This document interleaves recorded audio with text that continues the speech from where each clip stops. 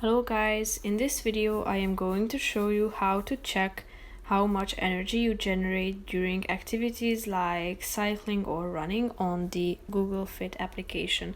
But first I just want to mention, don't forget to subscribe to my channel because at 10,000 subscribers I am going to show you my whole YouTube revenue statistics and growth strategy, how to make money online. So let's jump into it. First of all, open the application on your phone.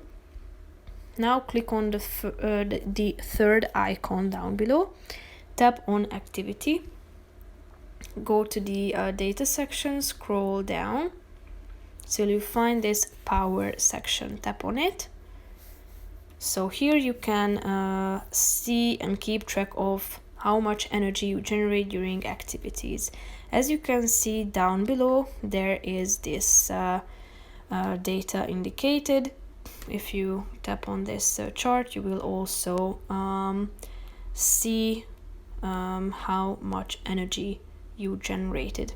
You can also add activities during which you can generate power by tapping on this plus icon at the top of the screen.